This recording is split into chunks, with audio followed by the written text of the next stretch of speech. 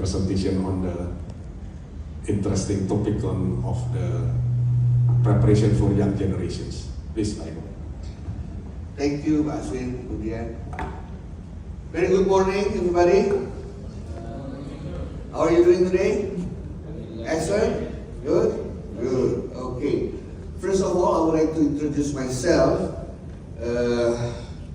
Actually, my name is Eko. You can just call me Eko. I'm a rector of one of the university in Indonesia. I call it Pradita University. That is my social media, email, Twitter, Instagram, Facebook. The one thing that I don't have right now is TikTok. I'm planning to do it as soon as possible. Yeah. This is my education background. I have 5 master degree and 4 doctor degree. Now I'm taking my 6th master degree and 5th doctor degree. So I finished my background is a little bit mixed, yeah.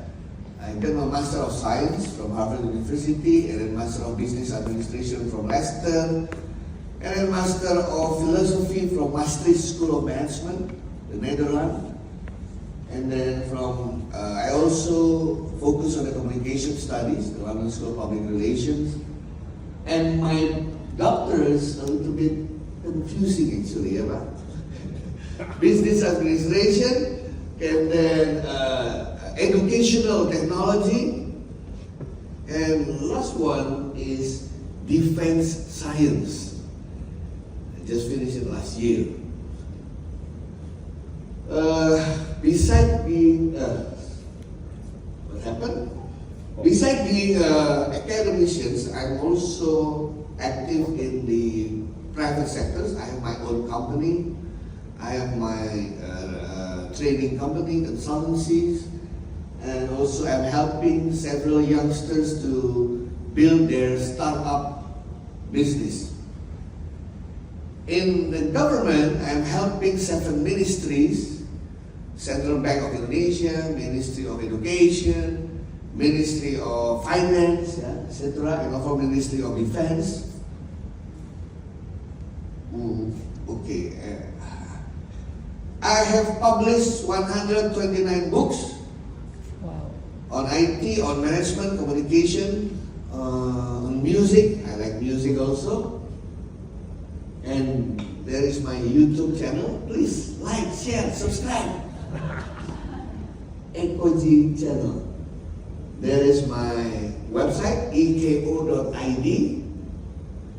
Thanks to Pak Aswin, I got a domain name with only 3 letters.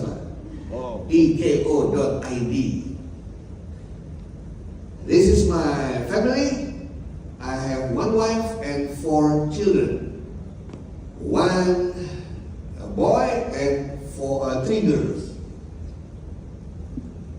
I call my family as the Steel family. Why Steel?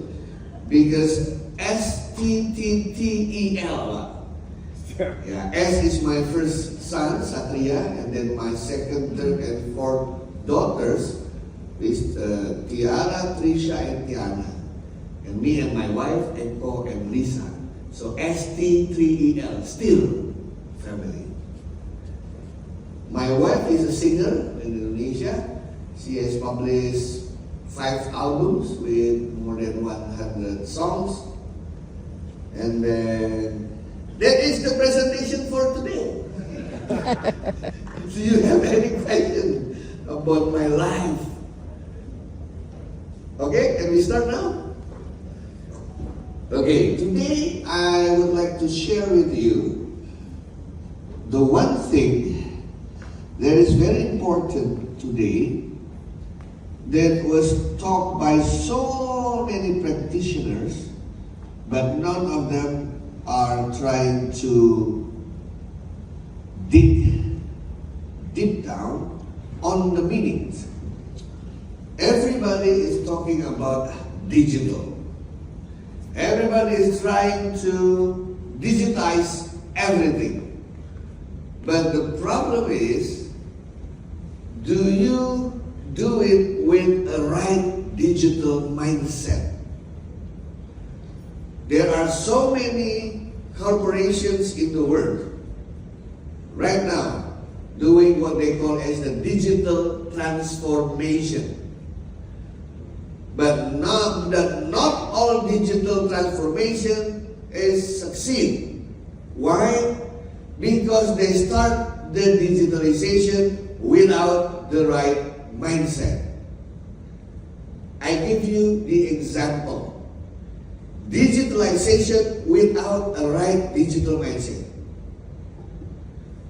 Gentleman over here, do you have wallet, right? Yes. Let's open your wallet. I don't bring it. You don't bring it. This is a typical Indonesian wallet. Okay? What is so strange about Indonesian typical wallet? It is Cards. Okay, good. How many cards average Indonesian have in their wallet? at least 2 digit. I did a research, 2 digit on average, 11.5 cards. It's including ID, ATP, including your ID, your bank, credit cards, BPJS, insurance card, and other discount card. Okay? Can you imagine if every big company in Indonesia, all of them are doing digitalization by producing one card? What happened with the customer one day? If all ministry in Indonesia, if all state-owned enterprise, if all merchant in the mall, they are all doing digitalization, and then they're producing one card, what happened with the customers? Maybe one day you need a special wallet because you will have 52 cards maybe. Like kartu remi, like a poker card. Because everybody thinks that digitalization is one day you only need one card. Pertamina have one card. PLN one card. School one card. University one card. Insurance one card. Gymnasium one card. Now I ask you questions.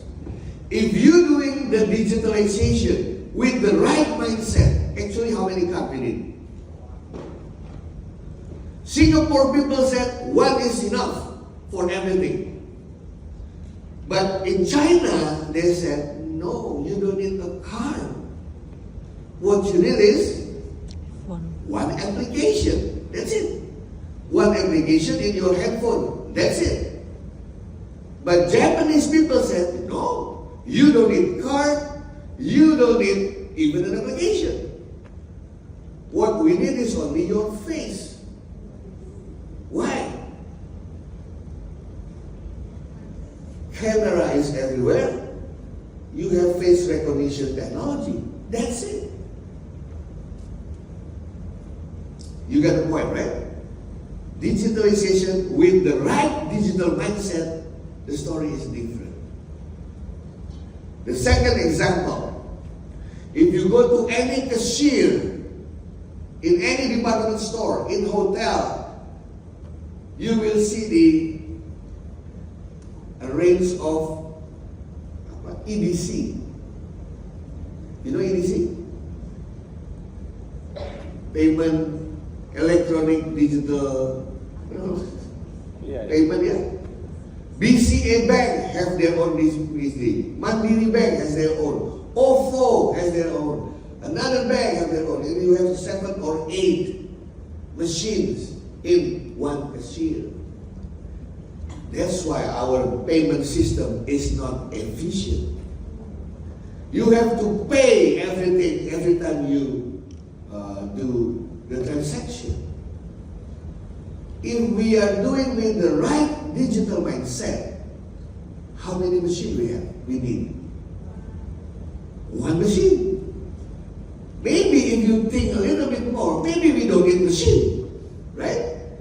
You have QR code. You can pay peer-to-peer. Why should you need a machine? That is why digital mindset is very important. Unless we cannot compete with other companies, other enterprise, other corporation, or other countries. So today I would like to share with you this component of digital mindset. Let's start with the definition. What is actually digital mindset? One said that digital mindset is a way of thinking. A way of thinking every time you are trying to do the activities, every time you see the issues, every time you look into opportunities, in your mind, you can leverage or you can use digital technology to solve the issues, to get the opportunities, or even to introduce new innovative ways of doing something. That is the digital mindset. I believe that every time, everywhere, every day, you will find problems in your daily activities. For those of you who know Jakarta, 2 problems never been solved until today. Number 1 is traffic. Betul ya? Traffic. Number 2, flood, banjir and traffic. Pollution, of course, because we are a city. Now let's go to the traffic. Okay? You see the traffic light, right? I ask you a question. How the traffic light works? When it turns red, when it turns green? What do you think? Every minute, every second? But you can change the parameter, right? 5 minutes here, 5 minutes there, right? 5 minutes here, 5 minutes, okay? The problem is, do you think the traffic is the same from hour to hour? No traffic, but you have to wait on the red one, right? Long queue, the green light is only, how many seconds? You see that problem, right? Because our traffic lights is the conservative one, the traditional one. You can only set the time for fixed time. Now, what is your idea? After you look into all of this technology, what is your idea? So that in the crossroad, it's better. Sensor, good. What do you put? Where do you put the sensor? Okay, the sensor look into the roads, yeah, and the queue of the car. The longer the queue, the longer the ground with raining, and based on that one, you will know where the water goes. And you can play around with so many scenarios so that the water level is minimum in every node, right? So that when the rain really came with a high level of volume, you run the simulation in the water gate. Again, sensor. Sensor is playing important roles in today's. Can I ask you a question, Pa Aswin? How usually you take an absence or attendance in your office? Attendance in the office? Yeah? By signing, okay. Oh, please, more digital. Yeah? Fingerprint, good. What is better than fingerprint? Face ID, good. What else? Look into how most of the enterprise trying to do the attendance. They go to the front gate and there is a fingerprint, right? And that's fingerprint, and then you take the attendance, correct? Why you have to take the fingerprint? While in the front gate, there is a CCTV. What is the point? CCTV can recognize you, right? And then why should you do the fingerprint? If the CCTV can recognize you.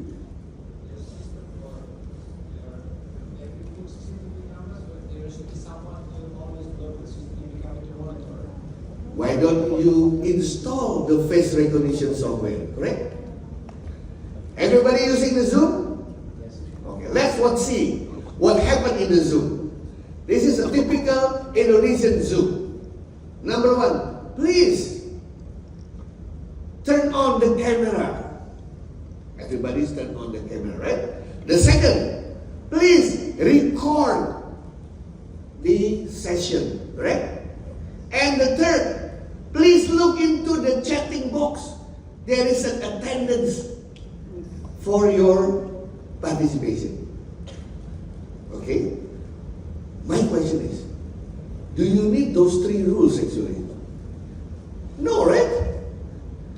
You already turned on your camera. You already recorded the session. And now you have to take the attendance. It's like, I don't trust you that you are there. If you are using digital mindset, what do you choose? Only one out of those three. Which one? Recording, camera on, or attendance? I will choose only one. Recording, that's it. Because if I record the session, I will know who is coming in, who is coming out. Right? I can check your IP address. I can check, that's it. I know whether you are attend or not. And that is the digital mindset. So what happened in this world is, you are trying to put so many technology without a digital mindset, so it's become expensive, not efficient, etc. Yeah? Now, how is it characterized? How do you know that you have digital mindset or not? If you have a willingness to adopt new technology or adapt to change, and you like to learn about something new, I'm pretty sure that you are going to have a good digital mindset. If you look into this program and say, why this program happens? I have an idea, why don't blah, blah, blah. Then you have a digital mindset. That's why so many young people right now, they are trying to build their business with their new ideas through the startup. Because they know that the problem that they see, can be solved by the digital mindset. I'm an educator. All of the classroom in Indonesia for primary school, high school, is considered boring. You know why boring? Because the students just sitting down in the chairs, the teachers talk too much, correct? Now, I want to make sure, as a principal or as the head master of the school, that in the classroom, students talk more than teachers. What kind of idea do you have? How can I know that all of my classroom, the students are more active than the teachers? Any idea? Crazy idea? Yeah? Good. I put a microphone sensor in the classroom. I'm not attending in the classroom. I'm the headmaster, right? From those microphones, I can get the voice of teachers and the voice of students. How do I know that the students are active? From 2 hours recording, I will know who actively speaks, right? Like you said. They're doing discussion, they are doing the debate, they are doing something. Okay. That means this classroom is already student-centered, not teaching-centered. Students hate mathematics. They hate physics. They hate chemistry. Most of Indonesian students hate that one. They call it mafia. Mathematics, physics, and chemistry, kimia. And then I urge my teachers to become, if you want to teach mathematics, do it in a fun way. And all my teachers say, yes, I think I'm fun enough. But I don't believe them. So in the classroom, they don't know that I put a camera on the blackboard, very small, and those camera is installed by the application to measure or to to map your mouth. So I will know whether the students are smiling or laughing during the math session. My application will count every time you smile, counter going up 1, 2, 3, 4. So if I have 40 students and I have 200 smiles, what does it mean? That every student smiles 5 times in 2 hours, right? But if I only have 4 smiles in 2 hours, what does it mean? They don't like the way the teacher conduct the session. And I install also not just the smile, laughing. What the difference between smile and laughing? Yeah? Yeah, in the face, what is the difference in face? If people are laughing and smile. Voice, yeah? Which one is louder? Smile or laughing? Number 1, voice. The second one, teeth, right? You can see your teeth. It means you smile or laugh. Laugh. What else? Cheek. Okay, cheek. What else? Eyes. Eyes never lie. You open YouTube, you open internet. There are so many free software. I repeat, open source free software to measure your mind. I will show you those kind of things. It means I can improve the classroom deliverables by using the technology. That means digital mindset. I have an idea to solve this problem. I want to have this idea to solve this problem. It means you have a digital mindset. Okay? Now, what is the key aspect of digital mindset? There are 7 aspects. The 7 characteristics that you already have a digital mindset, especially if you are a businessman or you are practitioners, there are 7 of them. Number 1 is an agility and adaptability. Number 2, collaboration and networking. Number 3, continuous learning. Number 4, customer centricity. Number 5, data-driven decision making. Number 6, innovation and creativity. And the last one, digital literacy. I will go one by one. Actually, we need 4 semesters to finish this one. But I just will go to the survey so that you know what is this spectrum is all about. If you look into the success company like Google, Facebook, Netflix, all of those kind of the company, they have a culture of this 7 aspect of digital mindset. In every staff, in every employees, not just the boss. Okay? I will go one by one. Let's go to the agility and adaptability. What is agility actually? What is agility? I am agile if I am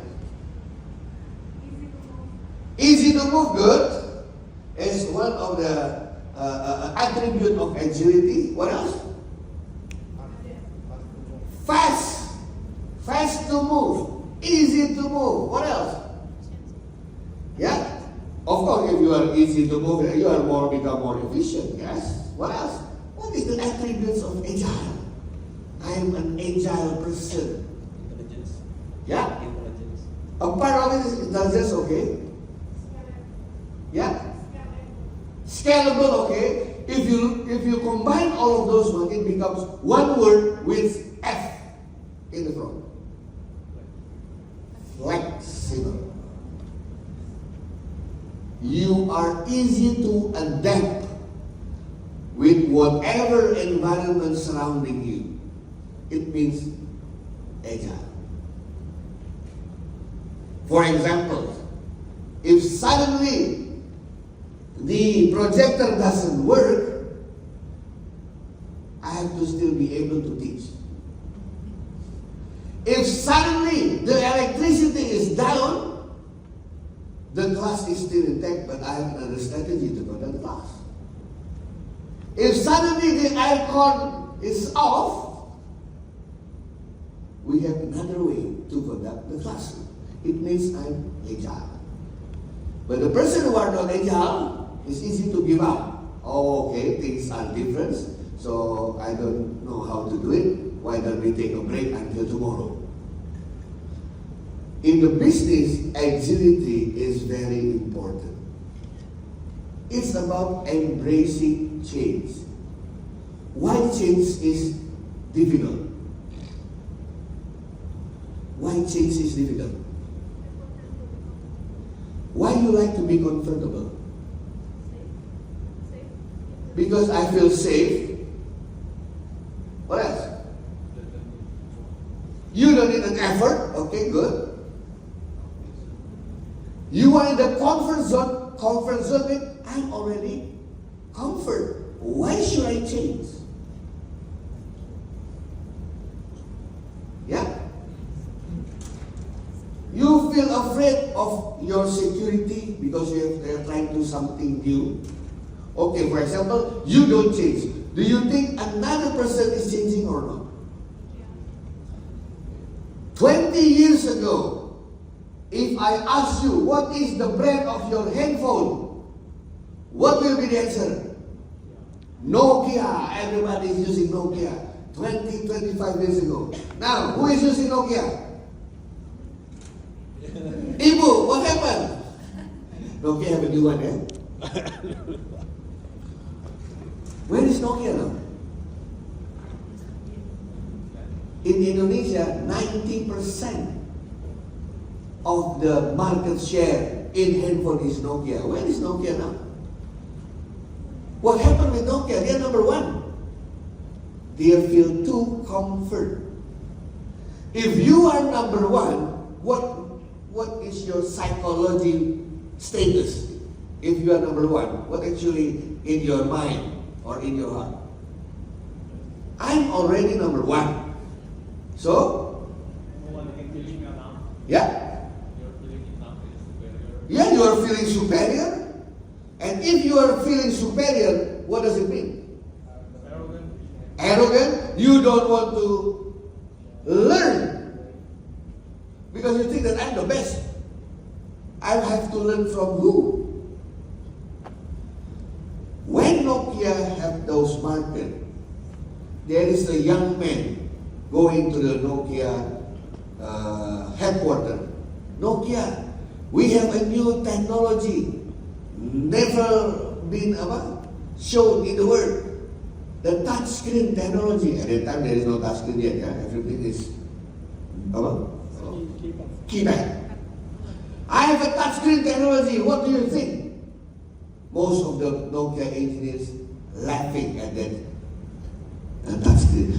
No, people will not like it. There is no sensational in the touchscreen. You don't feel emotional intact if you are using touchscreen. No, bye-bye. And those youngsters go to the Samsung and to iPad, Apple. Because of Samsung and iPad trying to ask the customers, do you like this kind of technology? And surprisingly, people like it. And when Nokia realized that people like it because their market share is going down after the iPad and the Samsung things, they are already late. Because all of the provider of touchscreen already have an exclusive agreement with those two giants. And all of the manufacturing lines already for the touch keypad. That's what happened with Nokia and other type of business. The second one, learning from experience. Why should we learn from experience? There is a proverb saying that experience is a good teacher, right? Can you give example? Experience is a good teacher. What is your experience that becomes a lesson learned so you don't do it all over again? In any time, in education, your privacy, your relationship with other. Example of me, Pak Aswin didn't know. Pak Aswin? Yes, sir. Before I got married on 2001, I'm dating different girls 3 times, and all of them dumped me. Tahu dump me? Break my heart. 3, and those 3 are the same, long distance relationship. One in Jakarta, one in Surabaya, one in Jakarta, one in the United States. After 3 times being rejected, 3 times is enough, yeah? Statistically, it's enough.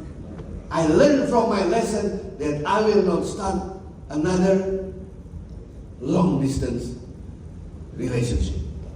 I learned my lesson. Too late 3 times. Why I'm using 3 times? Because I'm a mathematician. I need 3 samples for the statistic, ya Pak. Triangulation. So I learned from my mistakes. I have 4 children. Different generation. Different generation, Pak. I try to give advice to my son as my father gave advice to me. Son, I would like to talk to you. And we have 4 eyes, like my father did it to me, Pak. And my father did something, I said, okay, Father, I will not do it again.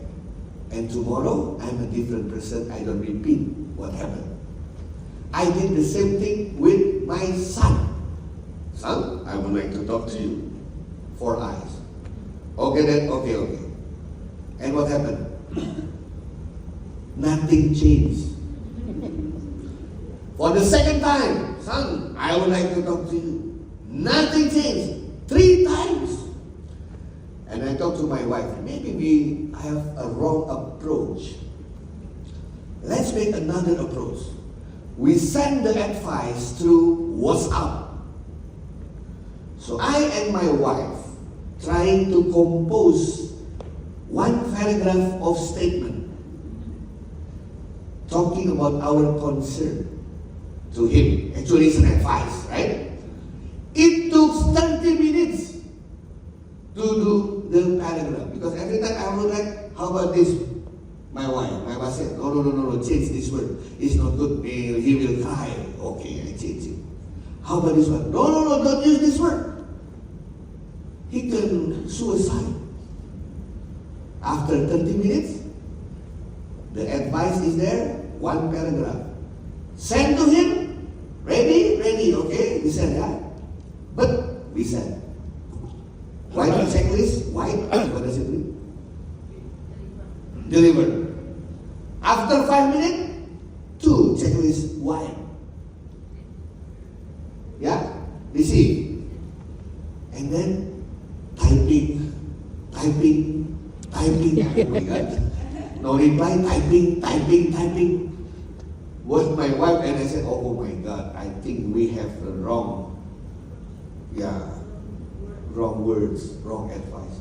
Until 15 minutes, typing. I said, forget it. And then suddenly, he replied our advice. What is the reply? He said, okay. Just like that? Okay. 30 minutes, one paragraph, with full of love. And he answered, okay.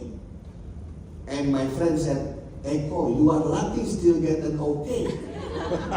I just have one thumbnail. But something is surprising. After that message, he changed. He changed. From that one, I have a conclusion that for the young generation, my son's age, talking or discussing with WhatsApp have some level of intimacy.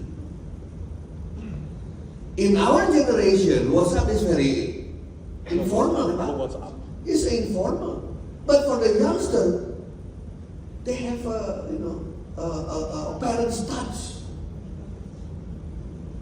So for them, WhatsApp is serious, intimacy level high.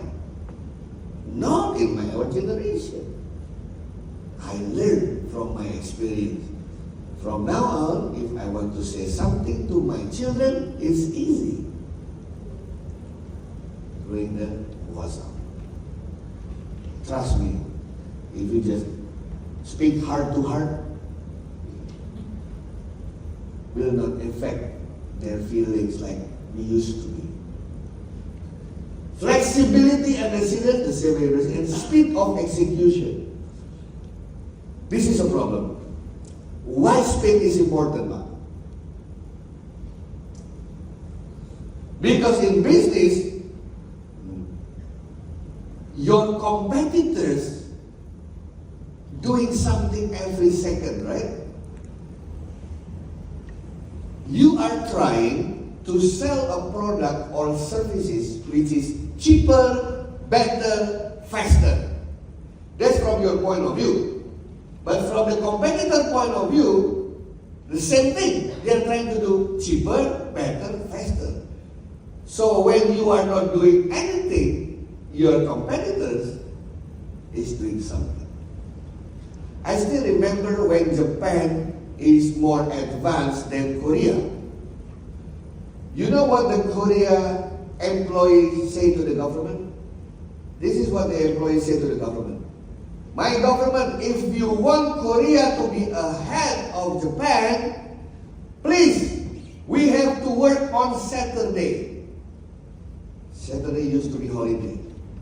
And all of the laborers in Korea said, let's do the work in Saturday so that we can level with Japanese. And that's become the national decision. They want to embrace change. Now, because change is difficult, in my house, I have so many change management books. If my students come to me and say that, Prof. Eko, I want to do a change in my institution. Okay, I give you this book, 1,000 pages. He came back again, doesn't succeed, sir. Okay, I give you another book, 500 pages. After 3 months, he came back again. Still failures.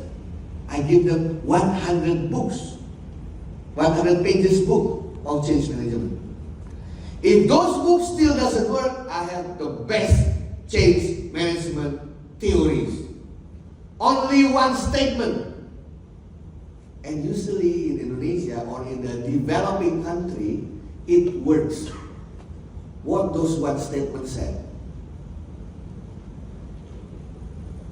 The best and the fastest way to do change management is through change the management. You know what I mean? Change the management, not conducting change management. Change the leaders. Change the one that rules the organization. Because in developing country, usually, it all depends on the person, right? While this person is good, the organization is good. When the person is removed, go back again. That's why my friend from other countries, Indonesia, never have a good soccer team. We have 270 million people, and you couldn't find 11 persons who are good in football. How can it possible? It doesn't make any sense, kan, Pak? There are many small country, but they have a strong 11% in football. Why in Indonesia, after 75 years independence, you never have a football team? Yeah, that's your homework actually. Trying to find. You still remember when Germany beat Brazil 6-0? When, Pak? Tanggal berapa? 2014. It's 6-0 or 7? 7-0. Do you know what is the secret? It's semi-final, yeah? Semi-final. Brazil and Germany. 7-0. And the Germany is not the best team. The second layer team. How can it possible? Do you know the story?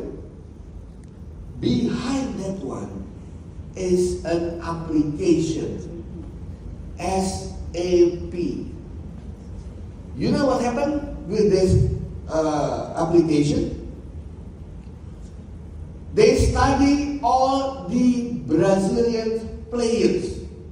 3,000 pertandingan? 3,000 match studied by the computers. So they know. Ronaldinho, what is the style? What is his strength? And what is his weakness? He studied Ronaldo. What is the strength? What is the weakness? And out of those 3,000 match, they will see. Ronaldo always have problem if he match with who. Okay? And based on that profiling of the players, the Germany put several new players that never been studied before. When the Brazil don't have any record on those players. The half of them are still the players with changing the position. What happened with the Brazil? Suddenly, he seemed like, this is not Germany. We are preparing to fight with the Germany squad, but how come everything is different? 45 minutes time to 7-0. Thanks to SAP application. Many people think SAP just for the business. No, it's for the sport science. Now, if you look in the sport science, I will tell you so many stories why sometimes we win, sometimes we fail in different classrooms, yeah? Because this is digital medicine. The second one, collaboration and networking. This one, I believe that you are already good on it. You are using virtual communication, right? Zoom, Google Meet, WebEx, WhatsApp. Information sharing. Tell me honestly, my friends, which one do you do more? Download or upload? What does download mean? Download means you are taking somebody else. So you will become a consumer, right? Customers of the data. You are the consumers of the data. Information sharing means, you give something to other people. You upload something to other people. How do you know your level of information sharing? Open Google, write your full name in the Google and what is the hit rate that you find. Information. Why information sharing is more important than just downloading? Why information sharing is important?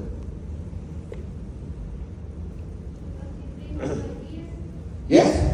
When you bring the ideas, you put your name, right? It means everybody in the whole world will know that your name just give an idea. You become famous. You are in the radar of the world. And every time people is trying to know who are you, I will check it in the Google, right? In 10 years time, curriculum vitae, CV will disappear because all CVs are narcissism. Right? In every CV you will tell a good things about you, right? I will check your name in the social media. What other think of you that is the genuine one? Right? If you hurt people, you will not tell in your CV that you hurt people, correct? But the people who are hurted, they will mention your name. So, if you want to know, if you want to be in the radar, that's it. For example, I have an opportunity to find somebody for the scholarship. And based on this scholarship, this is a 6 ladies here. I have to choose one of you. I only have 30 minutes. What will I do? I just ask your name, and then I check in the Google. And based on that information, I will select 1 out of 6 to have a scholarship from me. Because I don't have another way to do it. If you are uploading something, upload, it means you will have your portfolio recorded in the internet. And who knows, one day everyone trying to find persons like you will be selected. So, my fellow friends, please, more upload than download, yeah? Anything, any idea is good, just upload it. YouTube already helped us. You know what is the difference YouTube 5 years ago and today? What is the difference? They remove this one. Correct? Open YouTube right now. This thumb down is already removed. Yeah. To encourage you to share. Because sometimes we don't want to share because we think it's not worthy, right? My idea is bad. No. You just share it and you will amaze that from other people, they will see that your idea is good. But some content is also stress. Yeah? Some content. Of course, yes. Yeah. I think it's good if we give. No worry about the bad content. Why? Because the evil and the angels still exist together. That's it. Ya, Pak ya? Nah, okay. Now, we go to the third one. Continuous learning. What does continuous learning mean? Who are among you who subscribe the EDX? EDX? Good. How about Coursera? No? Future Learn? You know what is EDX? Have you seen the EDX? What is EDX?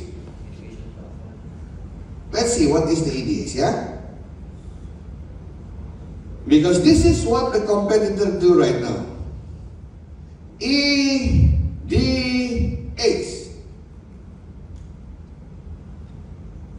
Okay, EDX. Okay, this is EDX. Yeah? Learning from more than 230 institutions. What did you see in this one? MIT, Harvard, UC Berkeley, Texas Austin, Curtin in Australia, Boston University, Sorbonne in France, Adelaide, Aachen,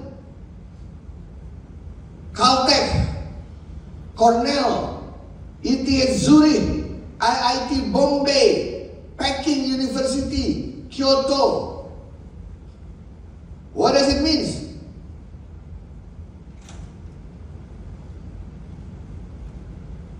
It means you can take any course from any professor in the world from the best universities for zero cost, as long as you don't need a certificate. You know what I mean, right? If you just want to learn from the professors, any courses is free. If you want to have a certificate, then you pay because you have to take an exam. This is the class of digital economy yang we have.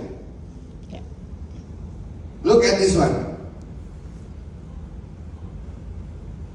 Digital economy. Right now, 44 million people taking this course.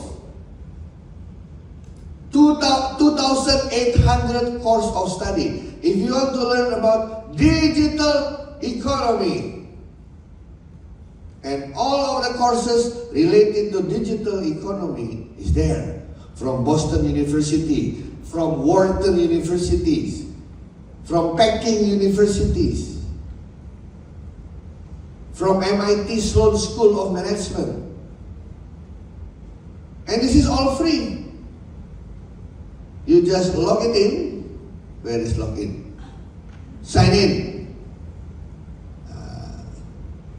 EDX was formed by MIT and Harvard universities. And then another platform is Coursera. Coursera is by Stanford University and Yale University. Because I see the disbelief in your eyes. Let's see. Let's go to one of the lecture. For example, cyber security for critical urban infrastructures. What can I get for free? Sorry. Dashboard.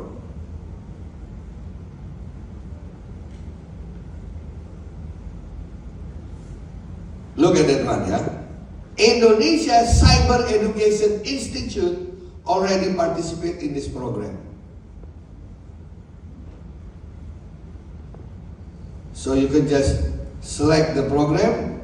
Oh, this is not as me, it should be my other profile. I give you the Coursera.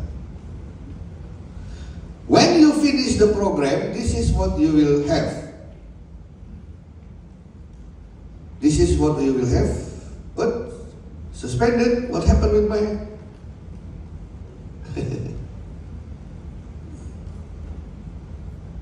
Oh, maybe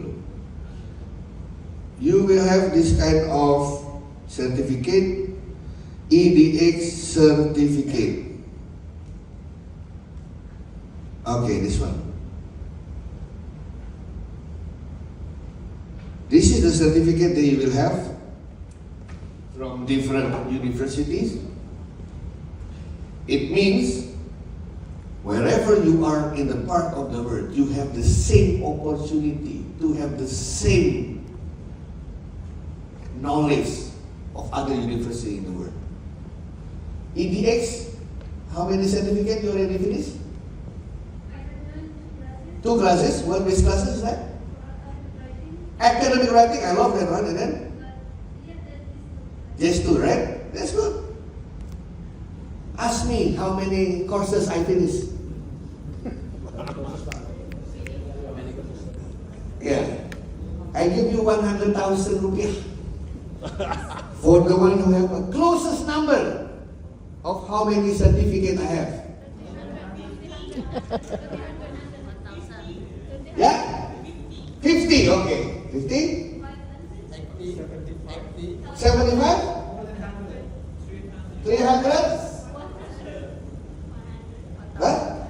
100? 700? 170. You are the winner. Yes, for you. 678. I just finished 678 courses from 271 universities in the world. Coursera, EDX, Future Learn, Open to Study, Udemy, and don't worry, do you want to have a certificate for free? You don't have to pay a single money, but it's not illegal, it's illegal. Do you want to have it? Okay, I will talk to you. We create a simple workshop when you will have the certificate from Johns Hopkins University, Stanford University, for free. I have a way to do it, and that's what I do. Yeah. But not in today's class. We will set the class, okay? To prove it. Yeah, to prove it. Future Learn is the platform for the university belong to the Commonwealth. So if you open Future Learn, all our university from United Kingdom, from Australia, from Malaysia is there because of the Commonwealth. EDX is most of the university of EDX in the United States is on the eastern part, East Coast. Coursera more on the West Coast. Open to Study is all university in Australia. Future Learns is actually very cheap. For $300 per year, $300 per year, you can have as many as certificate you want, as long as you can pass the multiple choice question. Yeah, that is the one. So if you can do it every 1 week, you finish 1 week, 1 courses, it means you will have 52 certificates in 1 year. But because I promise you not to pay anything, okay, let's do it after Lebaran. Yeah, after Lebaran, small classroom together, and then. But one requirement: please sign up first, not EDX, but Coursera. Coursera. You know Coursera? Coursera. So course from the course. Coursera actually is from the course. Coursera.org. Like this. University of Illinois, Duke, Google, Michigan, IBM, Imperial College, Stanford, University of Pennsylvania. Yeah? Let's try from this one. Okay? I will teach you how to do this. Okay. This is, sorry, check. Check. Okay, number 3 is continuous learning. Do you still remember what is number 1? Agility and? Good. Number 2? Collaboration. Number 3? What is number 4? Any idea number 4? Customer centricity. One of the problems of the business or of the human beings is our assumption and perception. I assume that my customer like this one. I assume that this customer will like the product that I have. We never ask them directly. Customer centricity means that we have to ask the customers, we have to involve the customers even before we develop our product and services. My first 5 years marriage, my first 5 years marriage, I always go from one city to another city. And every time I'm in the one city, I want to buy something for my wife. At the same time, I have to buy something also for my secretary, for my friends. In Indonesia, we call it oleh-oleh. I always want to buy something the best for my wife, correct? So I buy it in the different day, different area, different price. But in the first 5 years, I never bought it correctly. My wife likes the other things that I buy for another person with a cheaper price than the one that I buy specifically for her. I assume that she likes this one, but never happened. Sometimes we had a fight. You buy your secretary better than me, huh? What I buy is actually much worse one, much cheaper. But that's what my wife wants. So after 5 years, I learned my lesson. But I still don't know what my wife likes. So what is the strategy? What is my strategy? I did that. I asked my wife. It's still different color, different type. Even I take the pictures and still I'm wrong. Now I know what to do. This is what you have to do, especially for the husband, yeah? You don't have to buy anything expensive or something prestigious, no. You just buy so many things ordinary for like you buy for any one of your friends, correct? Put everything in the luggage. Even you don't know which one for the secretary, which one for what, don't care. Put in the luggage. When you go home, don't open the luggage. Let her open the luggage. When my wife opened the luggage, I pretend that I don't know, right? Just doing something. And then my wife sometimes said, "Wow, this is so wonderful. Oh yes, that's for you." You know what I mean?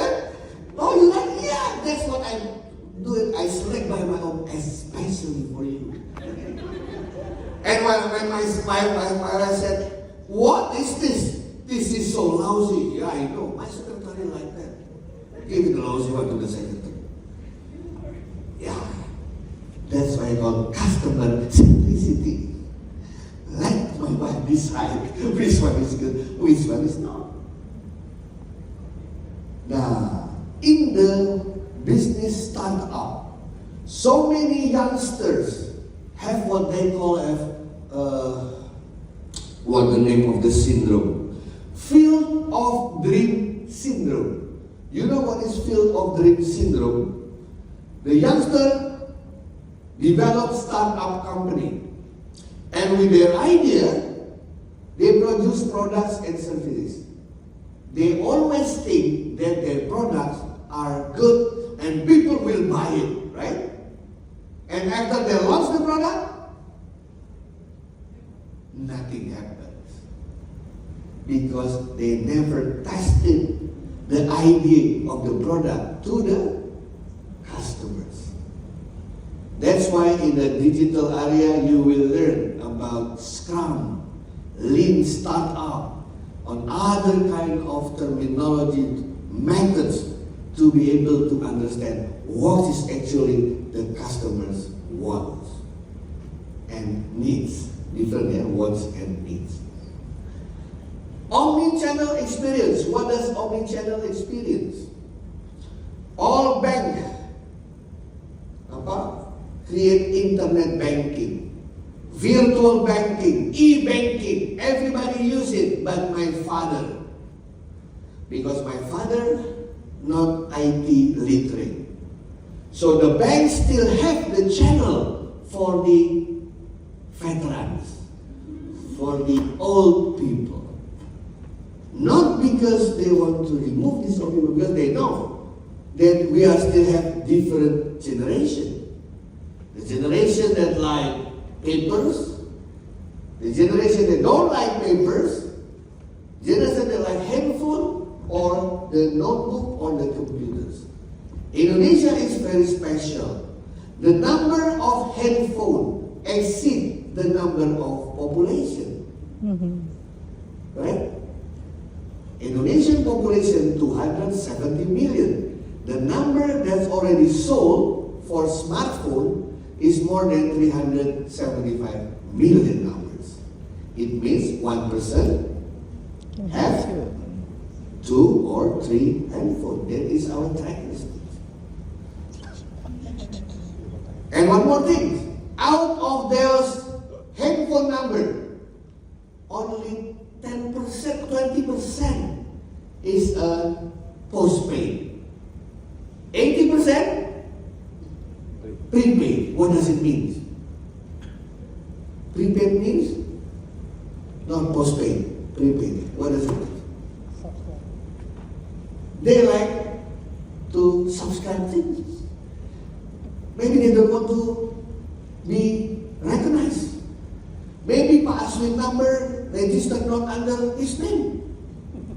Because prepaid in Indonesia, you can register under whoever name. Let me write down something in Google. Ready to see the fact? You turn about digital economy. Okay, what is this? Tell me, what is this? It is Google, right? That's what I tried to put here. What is this? What is KTP? Indonesian ID card. With the KTP, you can open prepaid account of the handphone, correct? Okay, now, which KTP do you need?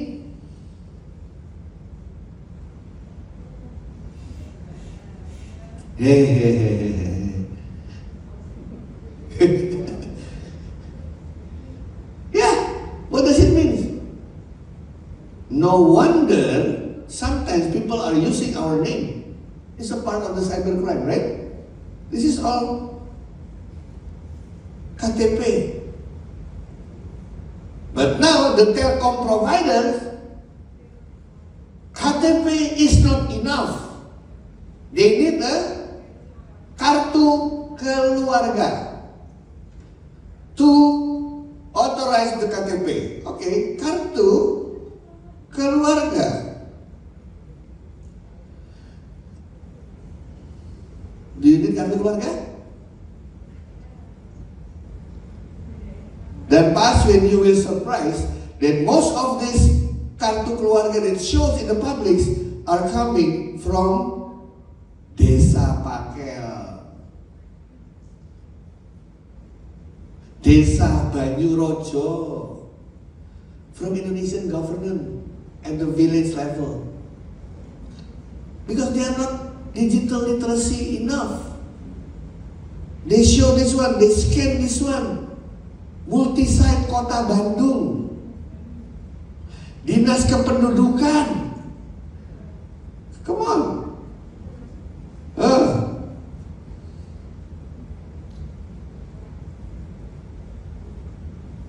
That's why one of the digital literacy component is the security and safety. We open our data here without considering dangers. Okay? So be careful, my friend, on this data. Number 4, customer centricity. Now we go number 5. Number 5 is data-driven decision making. Data is the representative of facts, right? Every time you do the transaction, the data is there. Every time you register something, the data is there. Can you imagine if you have those kind of data, you will know who are you. If you open YouTube right now, do you think everybody will have the same first page? Why different? Why different data? From the previous search. So the algorithm try to understand who are you. If you open Liverpool right now, tomorrow everything is about Liverpool. Because they want to help you understand, oh, you like Liverpool. One is Manchester City, it will be Manchester City. They can do it because of the data collection and the data process. So you will know which one. You using Netflix? If you open the Netflix, the first page, is it the same? No. What is the first page usually? What movie? Yeah? K-drama, exactly like my wife. How about you? Good. Netflix, wow. Action movie? Thriller? Yeah, bro? Apa break? Oh, anime! Exactly like my daughter. Netflix, anime. My father is a classic movie. So, I love Netflix because he tried to understand me. It's like if you open Tokopedia or any e-commerce, they will give you the things that they think this is really you. It only can be done if you have data. Don't try to assume without data. Number 7, innovation and creativity. Without it, the bad things about digital is it's easy to be copied, correct? If you have your original idea of doing something, 1 week after that, you can see your competitor doing the same thing. It means innovation should be every day. Because digital business only needs digital resources. Digital resources is anywhere. So it's easy to be duplicated. It's easy to be copied. Without a continuous innovation and creativity, your business will be stopped. So you have to 2 or 3 ways ahead of your competitors. Last but not least is digital literacy.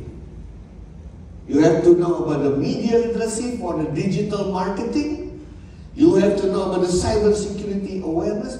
You know how many attempts of the criminal in Indonesia every day in the internet?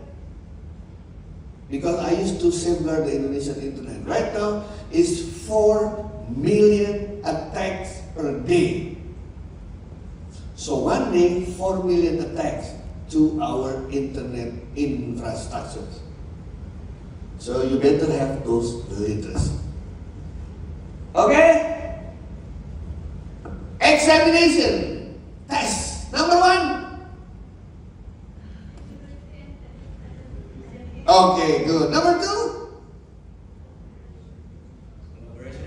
Collaboration networking. Number 3. Continuous learning. Number 4. Customer centricity. Number 5. Data driven. Number 6. Innovation. Number 7. Digital literacy. How about number 4? Customer centricity. Number 2. Number 7. Number 6. Number 2.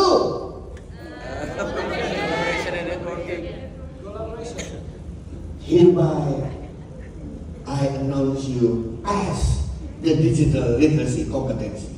Thank you.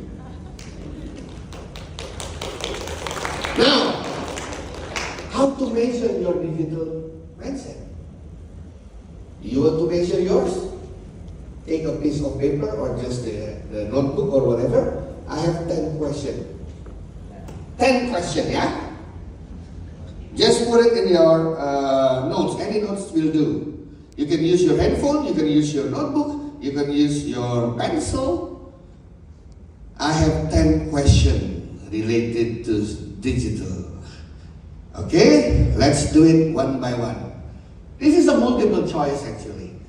Yeah? You don't have to share your answer because it is just for you. Okay, answer this adaptability things.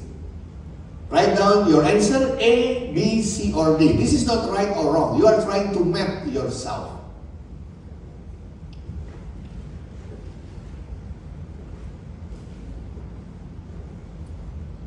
A, B, C, or D. Finished? Number 2. In terms of agility,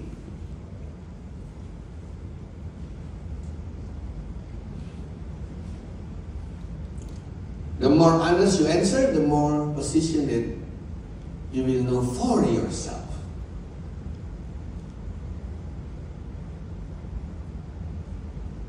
Okay?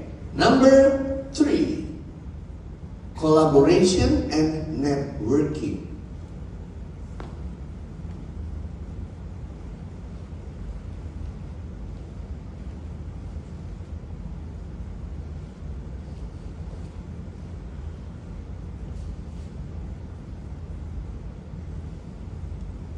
Number 5 and 4, continuous learning.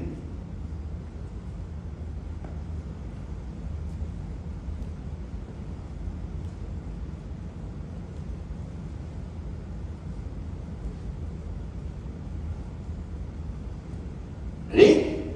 Number 5, what? Customer centricity.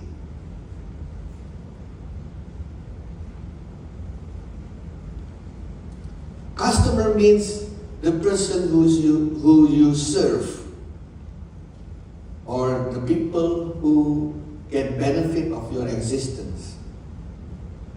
Number 6, data-driven decision making.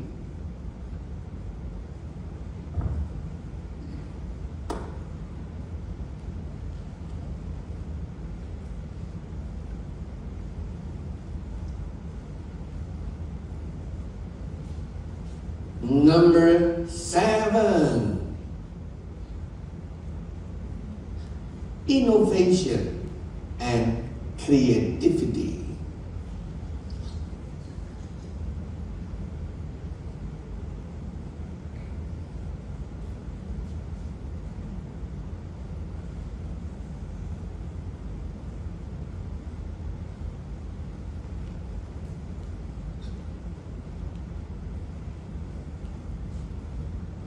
Number 8, digital literacy.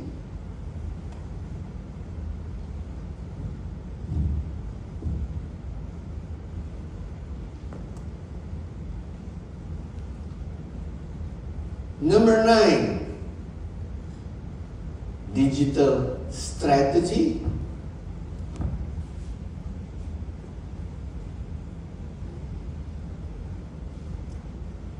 Last but not least,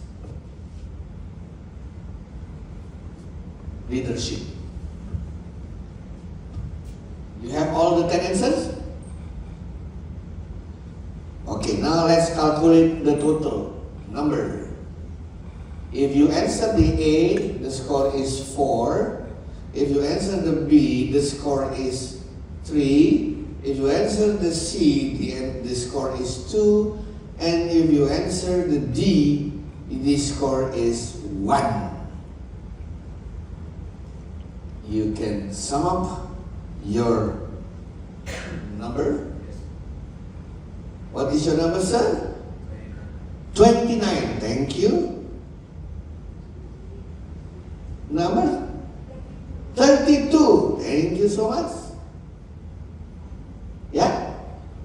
35. Berapa Bu? 37. Those numbers, yeah, that is the result. Whether you have a strong digital mindset, moderate digital mindset, weak digital mindset, or no evidence of digital mindset. This is one way, the easiest way to have an idea, to have a glimpse about your digital mindset. There are so many ways to do it. In the internet, you will have the more deep, the more detailed. I just want to show you that self-assessment is one of the way to do the digital mindset. Now is a quiz time. Everybody like quiz, right? 100,000 for the first winner. No. 100,000 for the first 3 winners. Okay, let's do it, baby. Okay, just a minute. Yeah. We are using quizzes, yeah?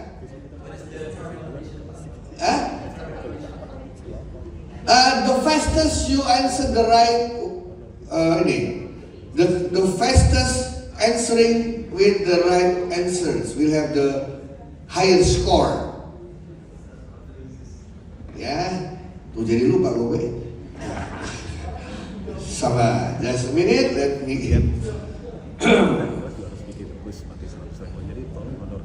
Digital, oke. Siapa? Seru. Digital only 6 questions. First,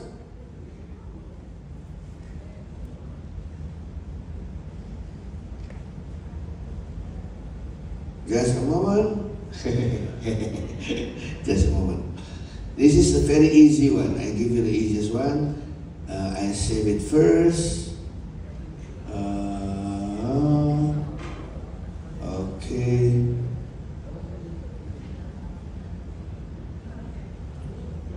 Very easy. This is very easy. Save. Okay. Save. Okay, thank you. Okay, good. We got it. Mulai quiz classic. Okay.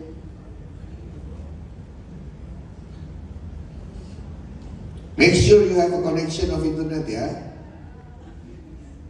Because it will only 6 first. Just a minute, my friend.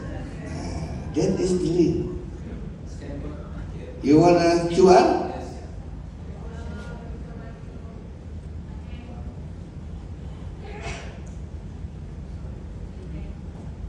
This is, the first one will be exercise. Exercise means only 1 winner first. If you are get used to it, and then we go to the 3 winners. This is 1 winner first, yeah? Yeah. If you cannot use QR, you can use this one.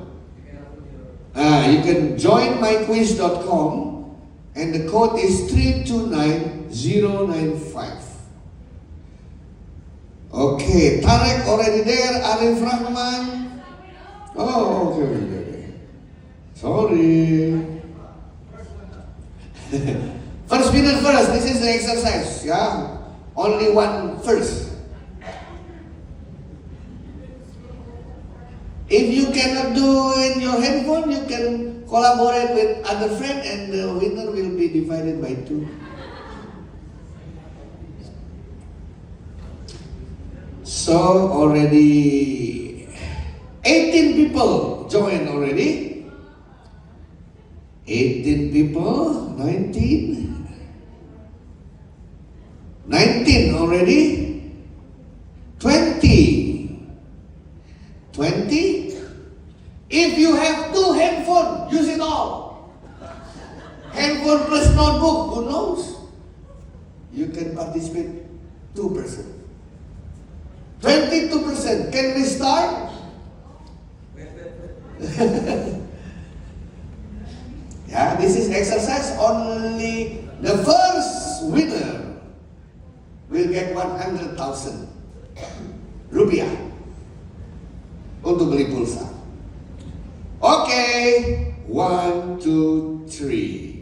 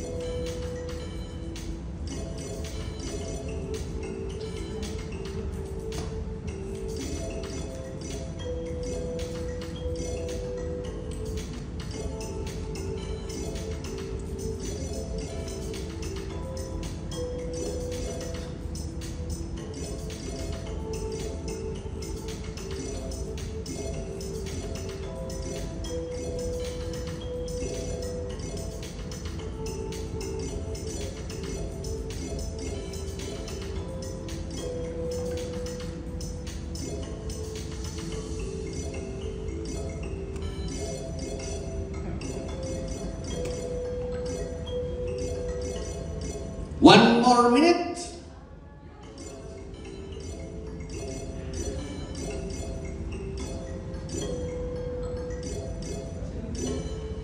Many people have a perfect score. This is a very good class. Your average right now is 87. Wow.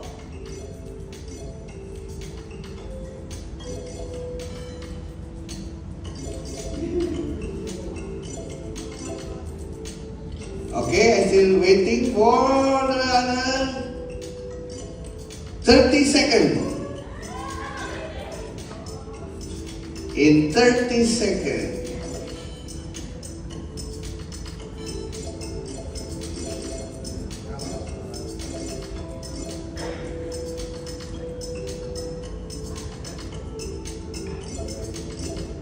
Wow, average score of 90.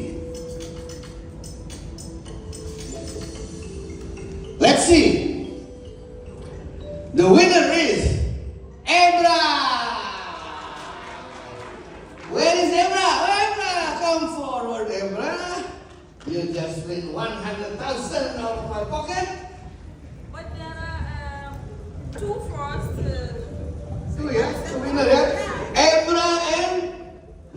Sorry, Ebra. This one, Ebra. No, Ebra and Stella have the same score. Yeah, I am third. Yeah. Are you Stella? No, right?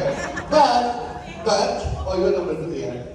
But, Ebra is millisecond faster than Stella. Now is the real one. And just a moment, I have to check first. Okay. 3 winners right now, yeah? So congratulations that this classroom have an average score of 86. You have A score this class. Very nice. I love it. And so many people have a perfect score. Ebra, Stella, perfect score. Sivit, Karim, Ara, Faik, Arif Rahman, all perfect score.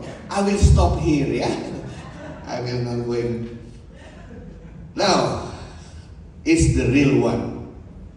Let's find any quiz from someone else, because those quizzes are from me. But let's try to find it from someone else outside Indonesia. Do they have a digital, what is this? Digital mindset? I don't know whether they have it or not. Let's see. Do they have digital mindset? Introduction to digital mindset. Digital mindset. Okay, what is this one? Oh, this is in India. Just a moment, yeah. Digital mindset COD. What is this? All are in India. Hindi. Post-test, digital mindset. This is in, oh my God, this is in Indonesia. Oh my, Indonesia. I will try to find the one that in, not in Indonesia. This one, NITS. Digital minded in English, please. In English. Let me find. Yeah!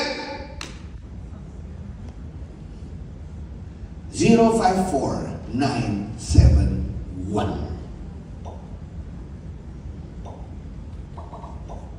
Cepat sekali. 7 people already joined.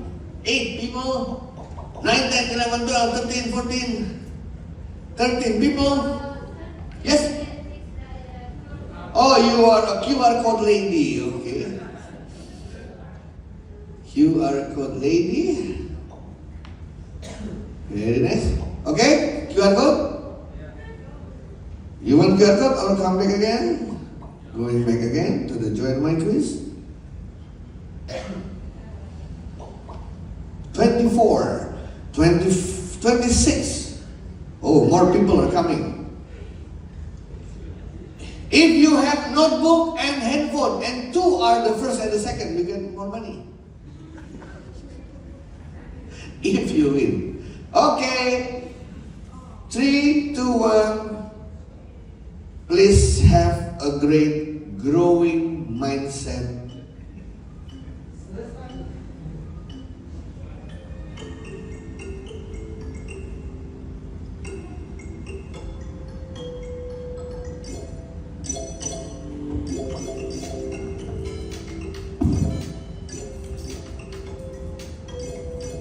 Stella, still number 2. Who is Stella, by the way? Okay, Stella.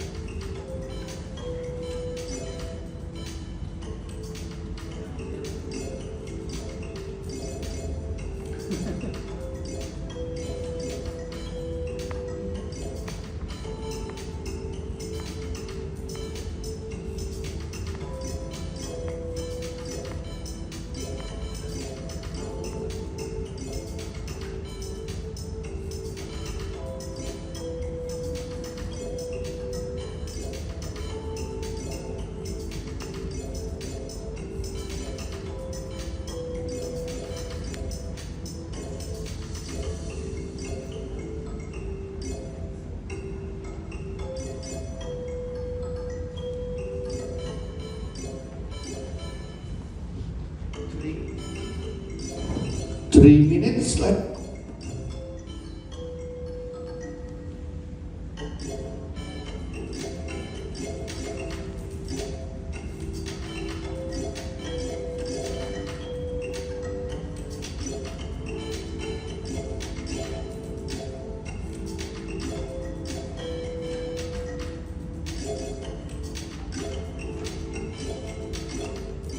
Two more minutes.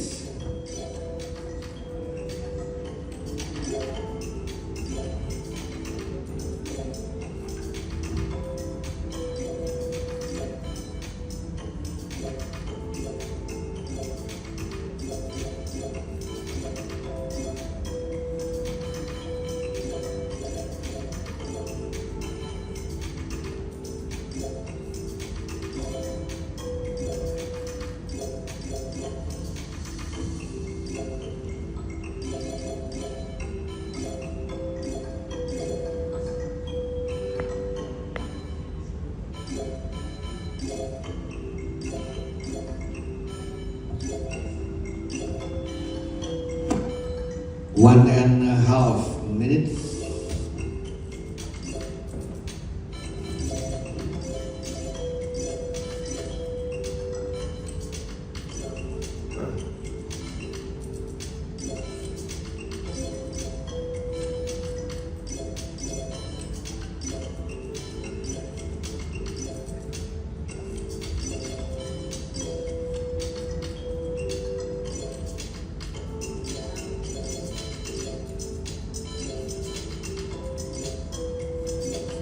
45 seconds.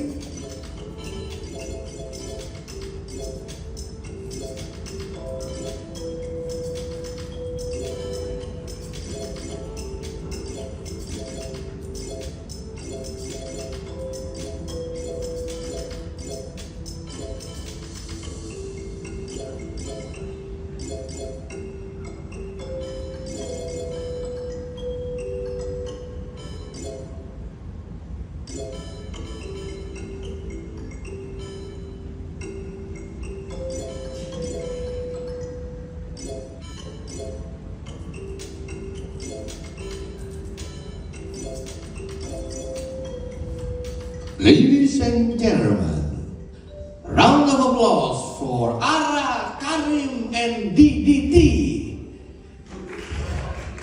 Please come forward, Ara, Karim, and DDT. Who is DDT? Didit. Oh, Didit. Mana sih? Siapa ini Ara? Oh, itu Ara. 100.000. Iya, Karim. Karim, ya. Didit.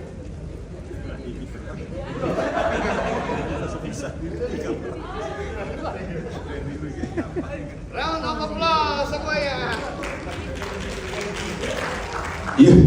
Usually, Pak Aswin, usually I give them a chocolate because of the fasting. So I give the cash.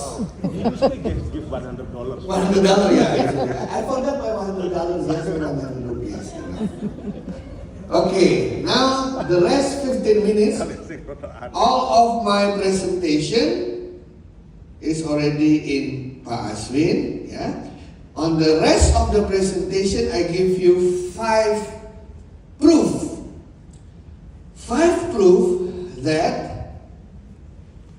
the big company embrace the digital mindset. Example, the first case study is Netflix. If you look this Netflix, look how Netflix embracing change. Netflix is trying to stay ahead of the curve by adaptive new business model, which is content creation, tailor its content offerings based on the user's needs, user's profile. Netflix developed and improving streaming user interface and content library.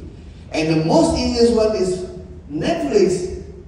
If you look into the first Netflix, all of the movie in the Netflix are coming from other providers, right? But look what happened now. What happened with Netflix? Netflix first generation, only movie from other providers, exactly like HBO, Cinemax, etc. But now it's different. Why? Did you see that Netflix also produce? Yeah. Netflix produce movies. What kind of movies? Series movies, films movies, right? Many movies. Now, Netflix also have what they call a Netflix culture inside. Freedom, responsibility, and context. In Netflix, they have a principle. The most important thing is not necessarily coming from the boss idea, but they need a best idea. You see the difference between the boss idea and the best idea? What is the difference? The boss idea coming from your boss. The best idea can come from everywhere. In the Netflix, they have a data analytics and content distribution. And now, surprisingly, Netflix is almost like McDonald's. McDonald's have a common hamburger, but in Indonesia they have rendang McDonald. Ya, rendang burger. In Canada they have a lobster burger. For vegetarian, they have a tempeh burger. Same Netflix. If you open Netflix in different country, you will see another movie from different country. And now Netflix is opening, the last generation Netflix, for youngsters to create your own movies, and you will do pitching to Netflix, and if Netflix like your movie, they will put it on the Netflix, and profit will be shared to some of you.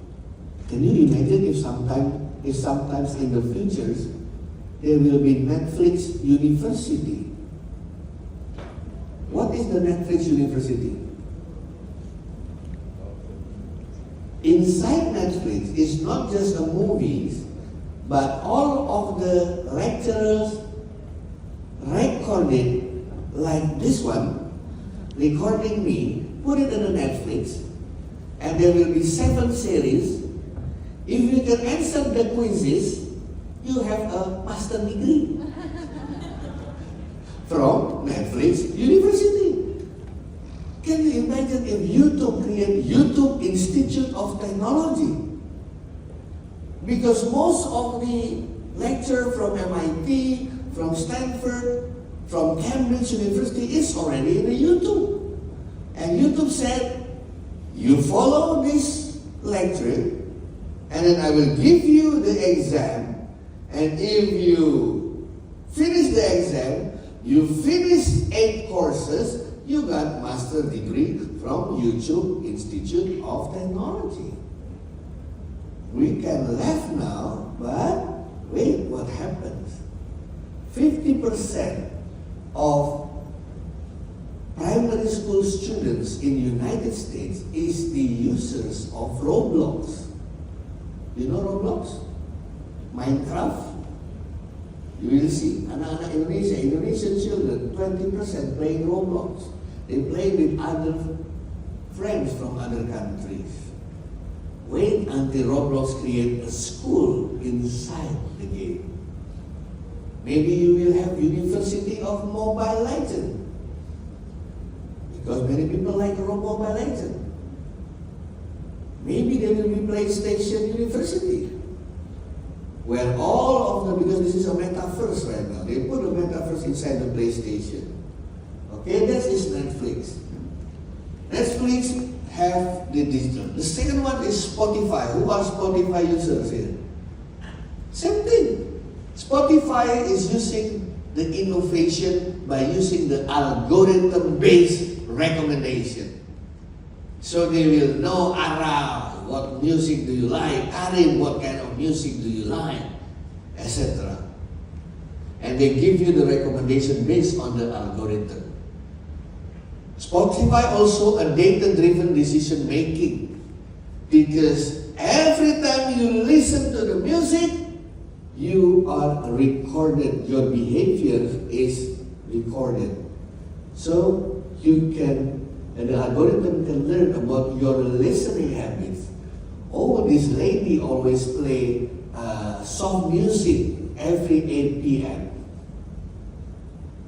Every 2 a.m. maybe you like to play rock music. You use the listening habit, and based on that one, they give you a new features.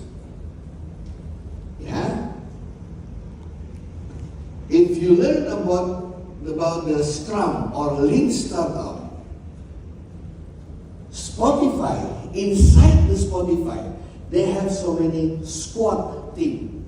Squad teams means out of 1,000 more employees, they have a small group of multi-talented people who try to come up with a new idea every day. And those new ideas every Friday was presented to the board of directors, and if the board of directors like it, execute it out of those squad. Why they create squad? Because squad is fast. multidisciplinary approach, no bureaucracy, right?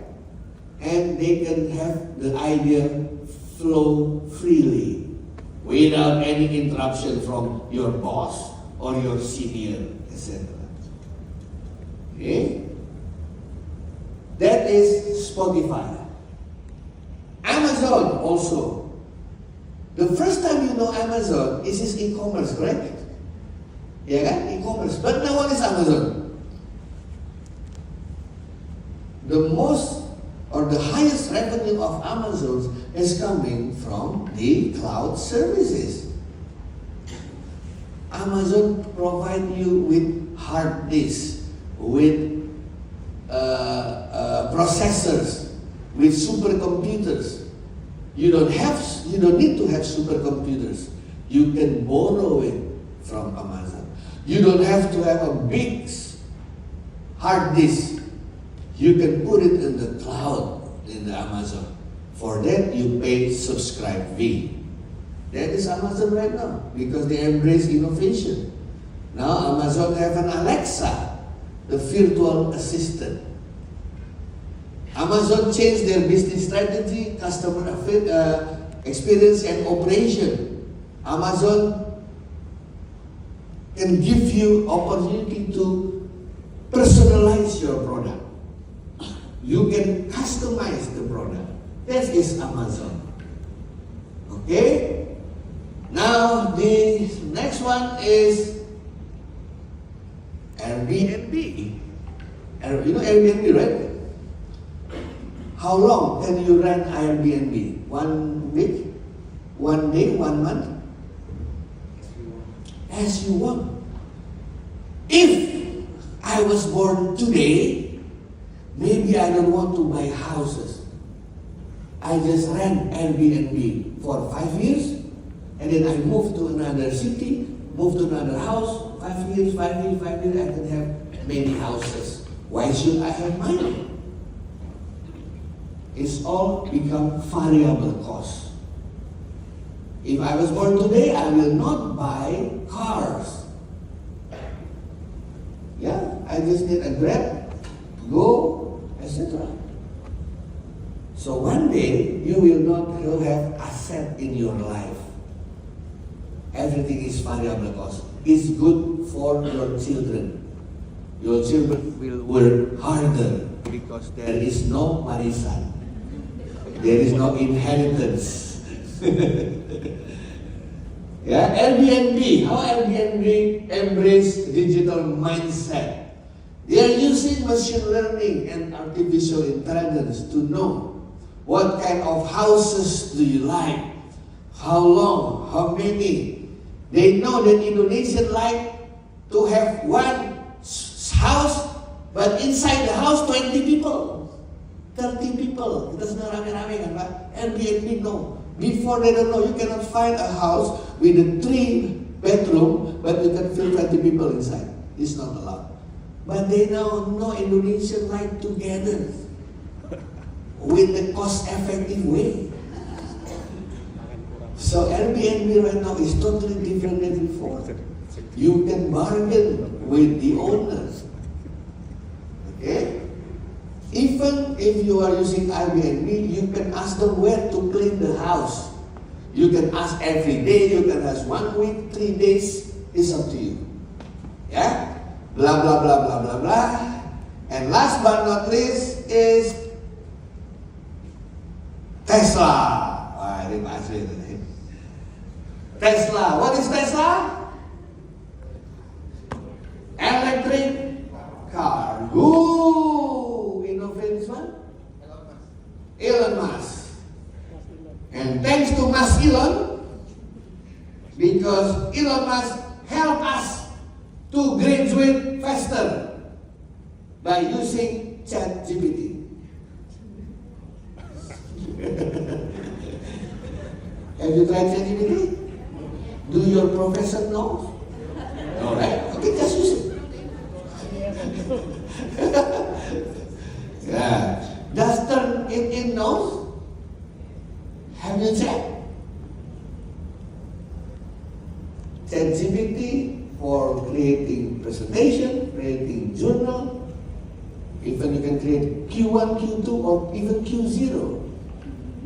Tesla is full with innovation as the digital mindset.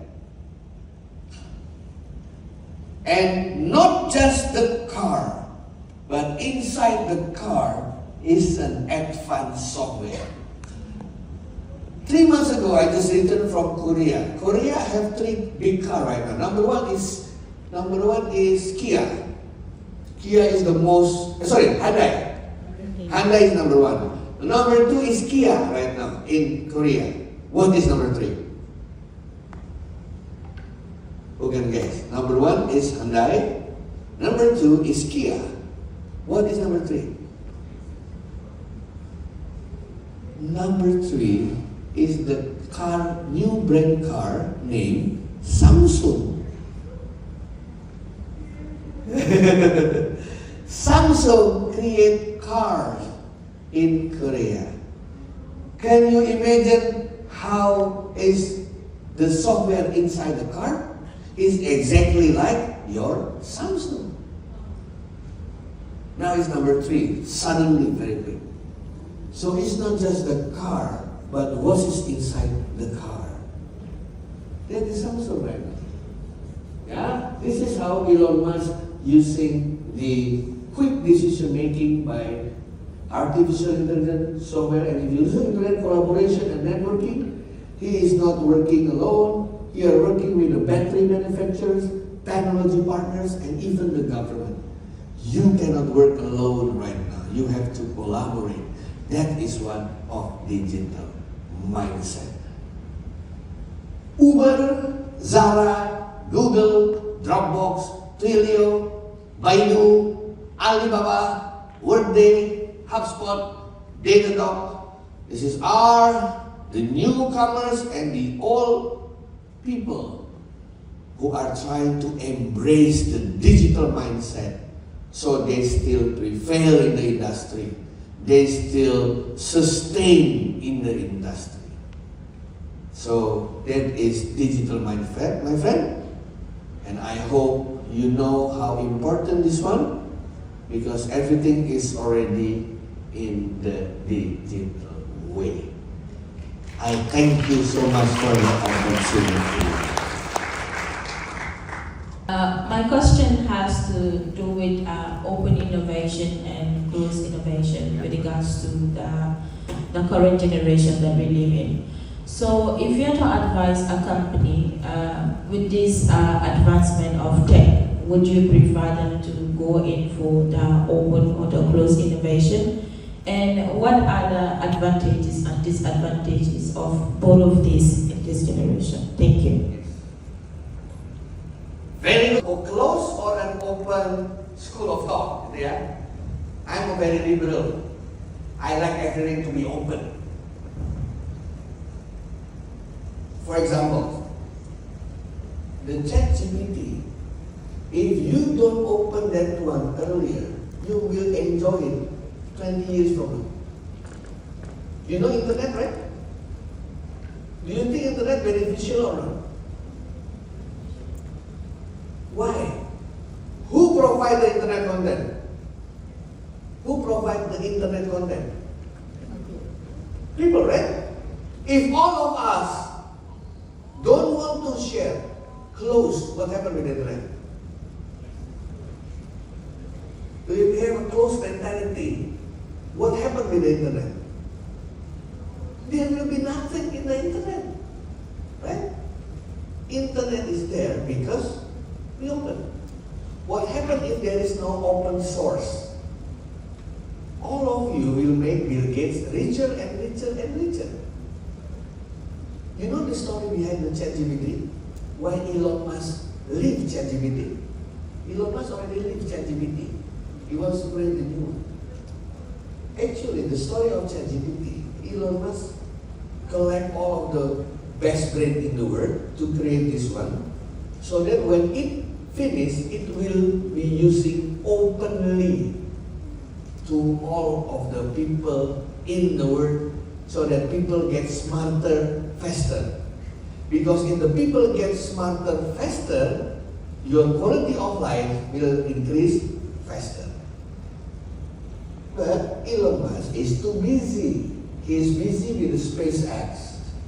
He is busy with the Instagram, blah, blah, blah.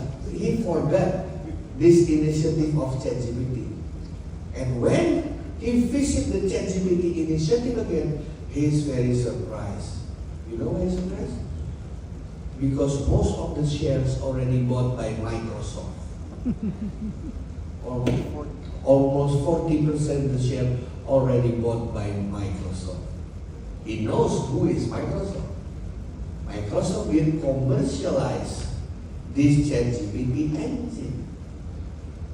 He is very angry now. He leave it because his first initiative is to make it open. That's why if you're using Bing is Microsoft search engine. On the backside of the Bing is ChatGPT. So ChatGPT is not really complete actually. It's open right now. Before Microsoft has all of them and then make it professional, so you have to pay for everything there. That's the behind. He likes the open. We can go so many things because we opened artificial intelligence. I studied from 30 years ago. No progress. It's like a very complicated technology on the lab. Why? Because we don't share. When Open Education 2012, all MIT lecturers is open to the public. If you open the YouTube, you student MIT lecturers, all are open to the public.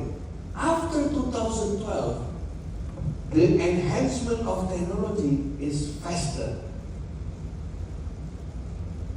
So, the conclusion is, the power is not coming from the cap of information. The power is coming from the share of information. Because 1 plus 1 can become 3. Because I share with you, right? If your mother and your father doesn't work together, you are not born. Correct? You were born because your father partners with your mom. Have a new product. The same thing. If you open some of yourself and some of yourself, you can create new products. My brain plus your brain is not plus, is not times, but it's exponential. 2, if I work with you, it becomes 2 to the power of 2. 3, 2 to the power of 3. 7 to the power, so exponential. That is my thought because I'm a open people. But Yeah. if you look at Apple, we all know, sorry. Okay. If we look at Apple, Apple, yeah.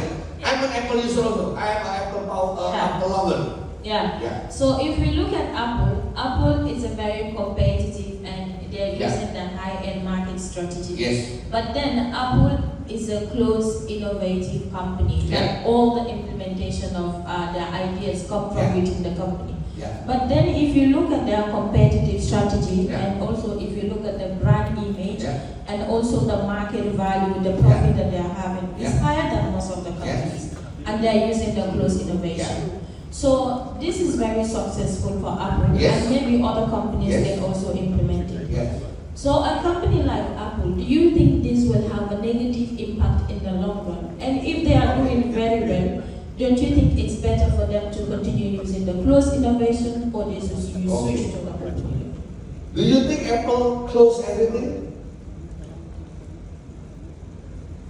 Open doesn't mean that all of your recipes is open to public. When Steve Jobs become #1 richest people in the world? Never, correct? Why? If Apple is so powerful right now, Steve Jobs never been in the 100 richest person. It's always Oracle, Microsoft. Because he opened the business model. He don't open the recipe, but he opens the platforms. What is the difference between Apple platform and Android platform?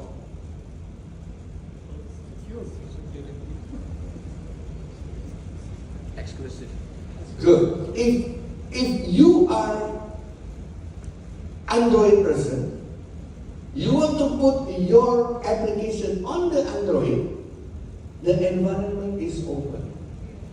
You can just put it anytime you want without any high filtering. But Apple, yes, you can do it also. But they have a minimum standard. For example, when you propose to Apple that your application will be there, they will call your office. Is there any person in the office or not? Number one. Number two, they will check your security. Whether your program is high secure or not. He's doing it not because he wants to protect them, but to make the platform still conducive for all the participants there. That's why with the Android sometimes the virus is higher than the Apple.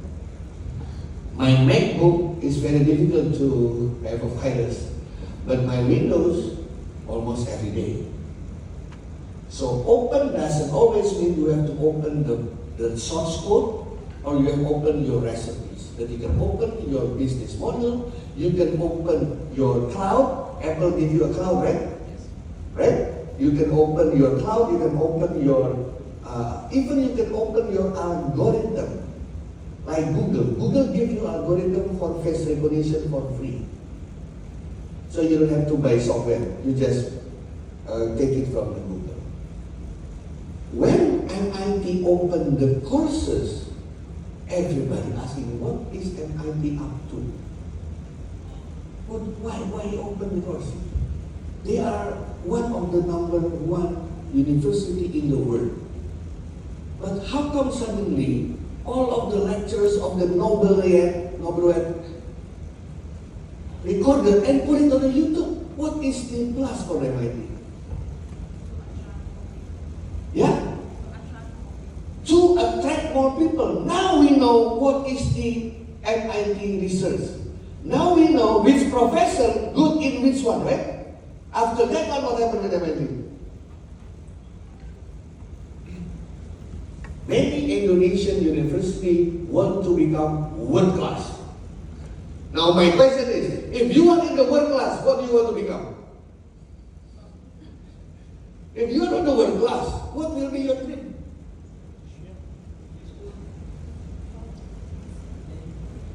It's like if you were born, you have your hobby, right?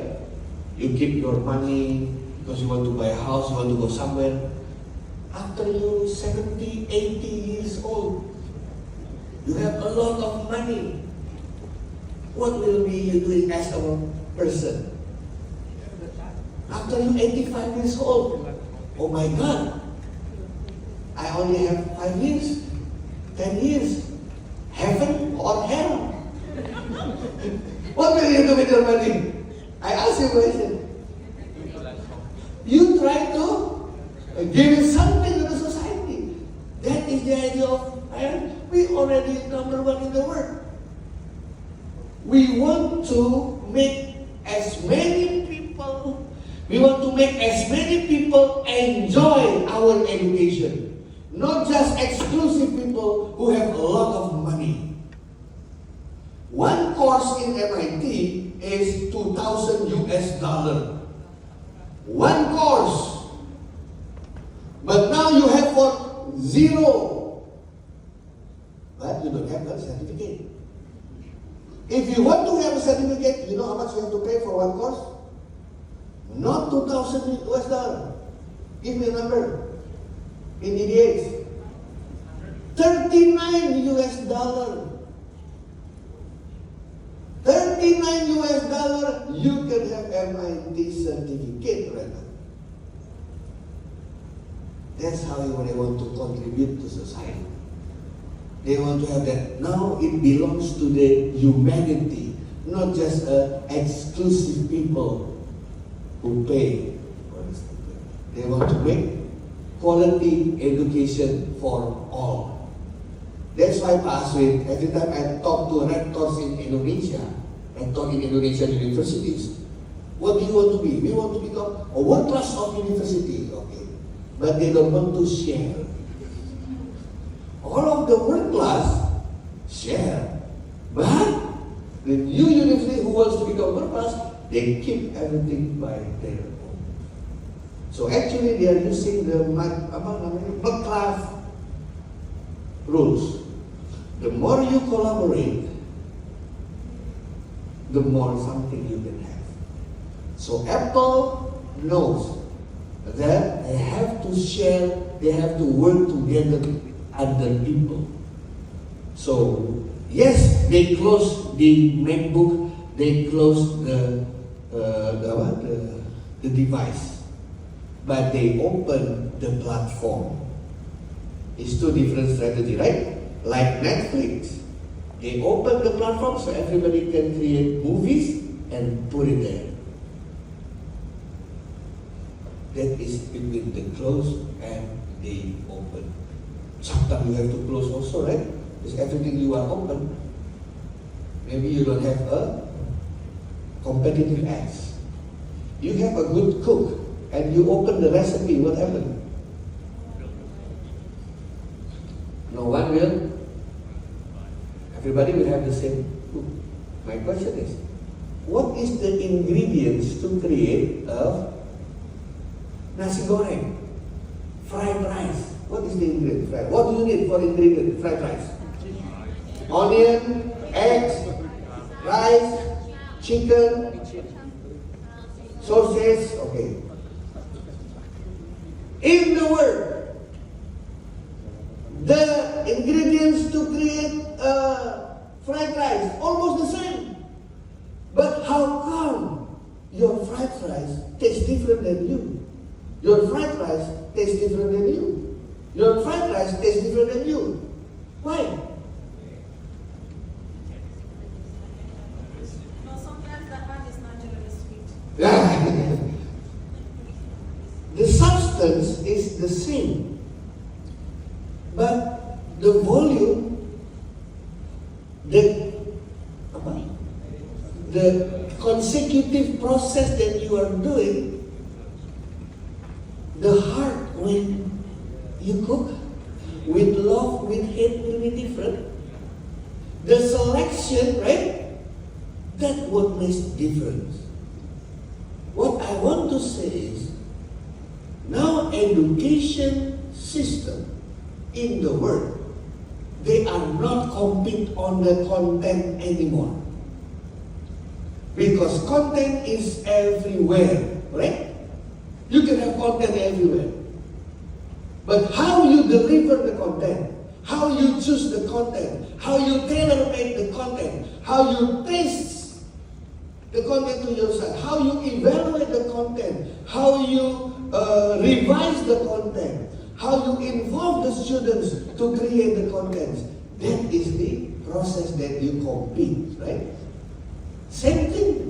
If you open your handphone, what is inside the handphone? Yeah? No, physically. If you open this physically, bisa dibuka ke belakangnya? Ke bawah. Yeah. Oh, bukan hamper, ada yang bisa dibuka? What do you see inside your? Jangan hamper. If you have an Android, you can open it, right? What do you see physically? Battery, what else? Chip, memory card, ID card, what else? Memory, chip, cable, yeah? All of these components, you can have it free, right?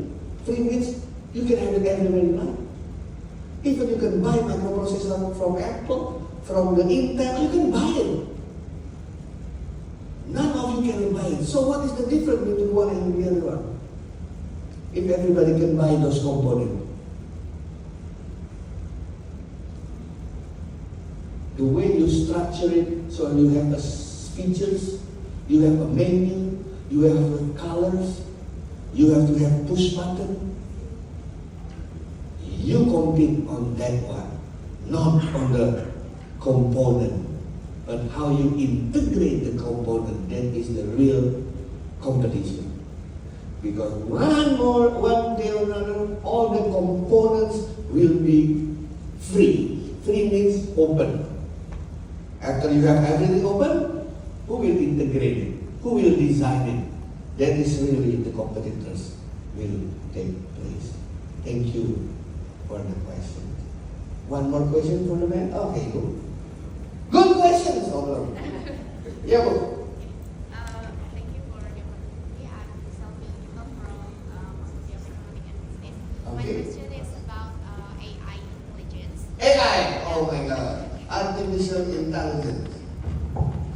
Okay, as we know, AI is really helpful for us. For example, like you mentioned before, can provide score, correctly answer the student, and another example, AI can replace administration tasks. Yeah. So, is it possible that the role of administration staff will disappear? So, my question is, how if it's really implemented in Indonesia? Because in Italy, as we know, ChatGPT, as you mentioned before, is already banned temporarily. Yeah. Okay, thank you. Thank you. What happens if AI can create human blah blah blah? What do you think? Who watched Star Trek? What other Hollywood futuristic movie that you know? iRobot, Terminator, Black? Oh, Black Peter. Okay. What else? Futuristic. What A? Okay. What else? The Avengers. Okay. My question is, in those futuristic movies where you can talk to robot, you can talk to wall and the wall answer you. It's like Jarvis and Iron Man. Do you still is in their movie there are still love scene? Yes, right? Is there any humanity scene on that one? Yes, sir. Yes, right? Yeah, so why are you worried? You watch the Star Trek, yeah? You can ask the Enterprise, and the Enterprise will answer your question. You can ask Data can answer your questions, right? And still, they are trying to find love. They are fighting to each other. They forgive people, right? The same. Why? Who created the robot? Human. Who created the technology? So you have to become the master of the technology, not you become the slave of technology.